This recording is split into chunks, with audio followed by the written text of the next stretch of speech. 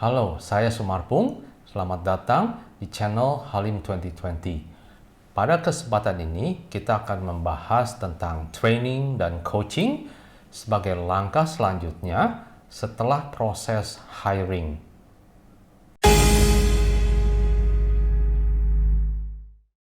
Sebagai referensi, ini adalah Corporate Sales Management Engine.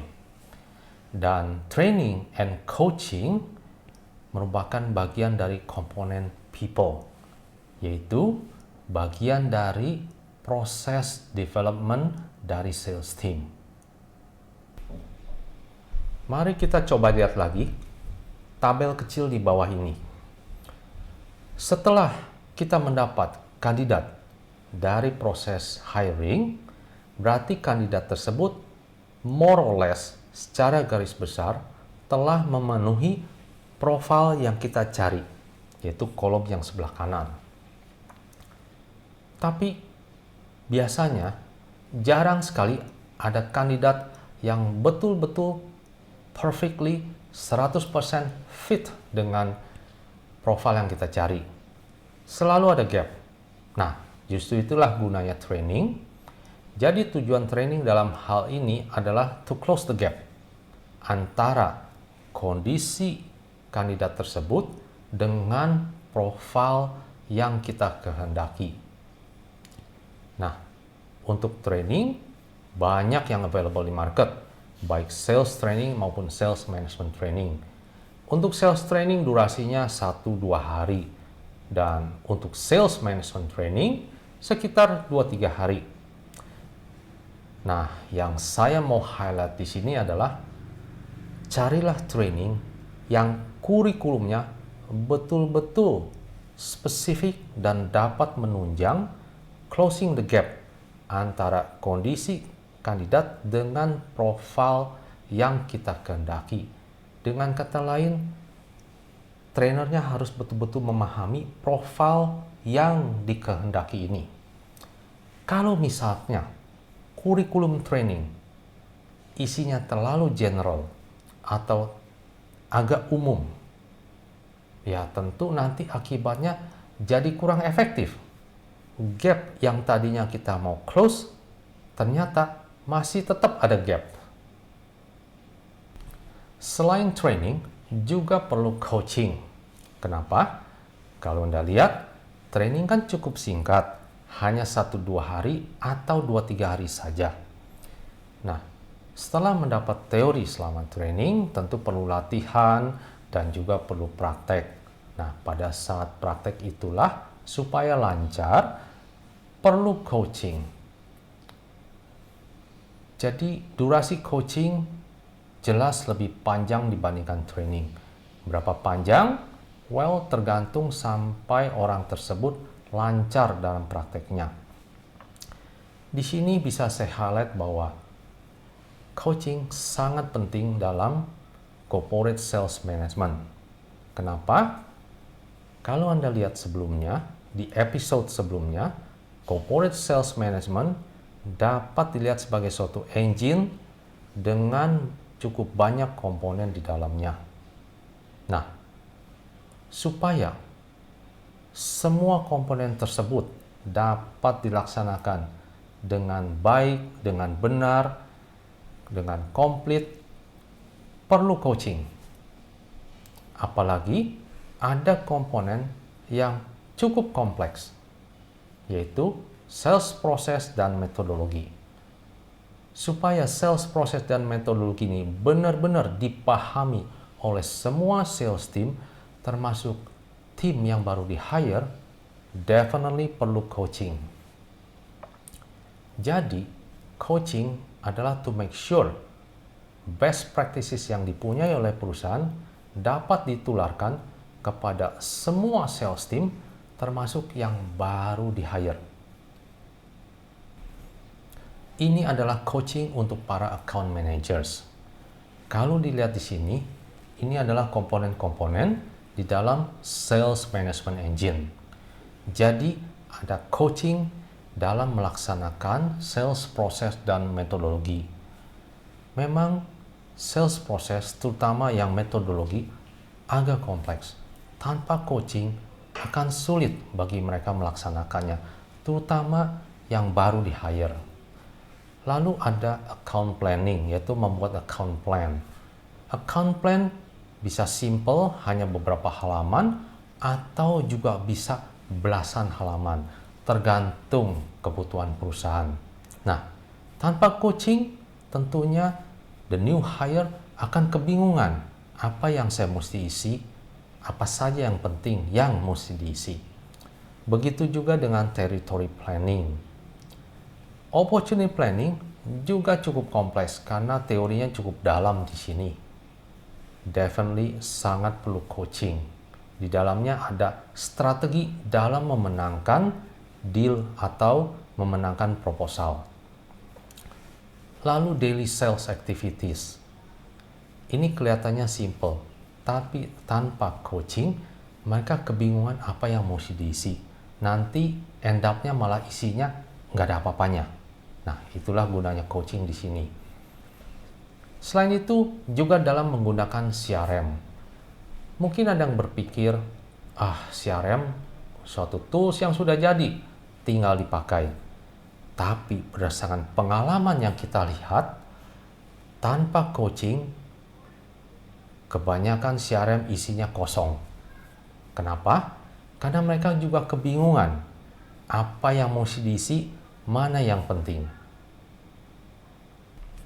Selanjutnya adalah coaching untuk sales management. Apa saja yang di coaching untuk sales management? Kalau dilihat komponen-komponennya adalah juga bagian dari sales management engine. Misalnya di proses hiring. Dalam proses hiring ada tahap interview. Nah, di tahap interview lah biasanya perlu coaching supaya proses interview lebih efektif. Berikutnya ada pipeline review. Formatnya biasanya berupa meeting yang dilakukan rutin setiap minggu, either setiap Senin pagi atau misalnya Jumat sore. Pipeline review sebenarnya penting untuk mengetahui kualitas dari pipeline dan juga health dari pipeline. Nah, kalau misalkan nggak ada coaching, bisa saja yang terjadi malah end up-nya meeting ini menjadi sekedar meeting checking the numbers. Jadi pada saat meeting ngecek number ini tercapai enggak, number itu tercapai enggak. Jadi dengan kata lain, meeting ini dipakai hanya sekedar untuk meeting setoran. Selanjutnya ada coaching untuk proses sales forecasting, untuk setting the sales target. Lalu ada proses melakukan performance review yang biasanya setiap 6 bulan atau setiap tahun. Nah, performance review ini definitely butuh coaching yang lebih rigorous karena performance review adalah salah satu yang paling banyak dikomplain. Selanjutnya ada mendevelop performance metric. Ini suatu task yang tidak mudah. Banyak yang kesulitan dalam mendevelop matriks yang benar. Kalau sekedar mendevelop matriks saja, mungkin banyak yang berpikir, tidak terlalu sulit. Tapi mendevelop matriks yang benar, the correct one, itu tidak mudah.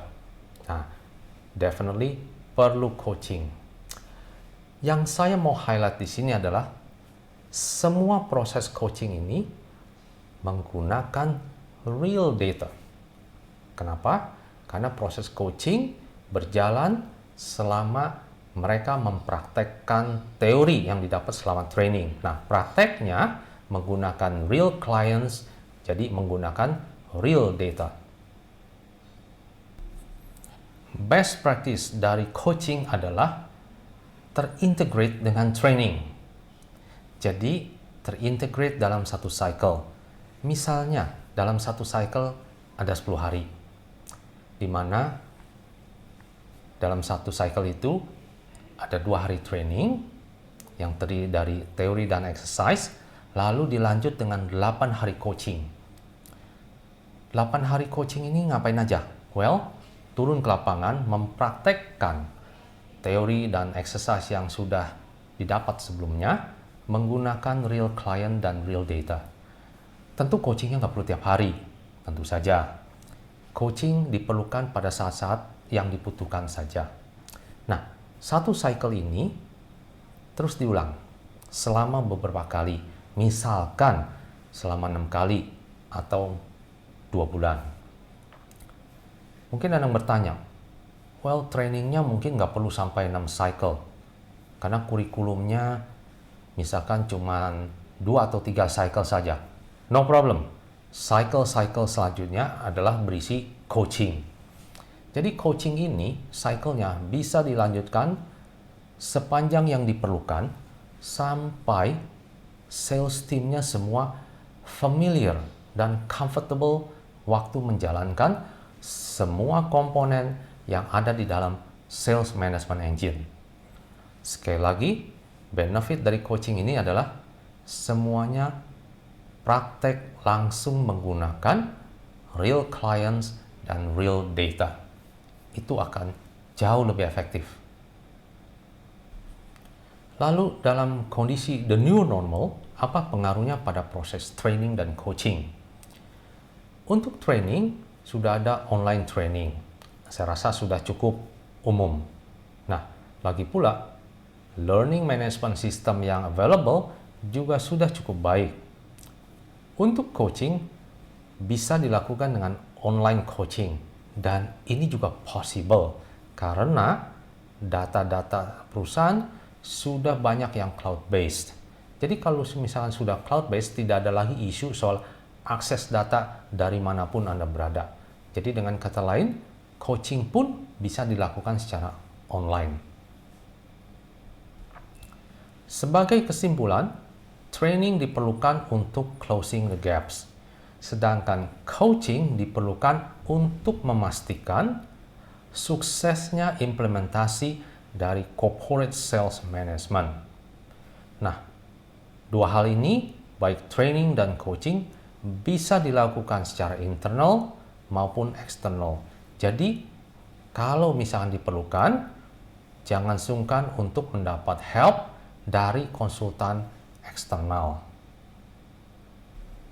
Di episode berikutnya, kita akan melihat lebih detail tentang proses performance review, suatu proses yang penting dalam sales team development.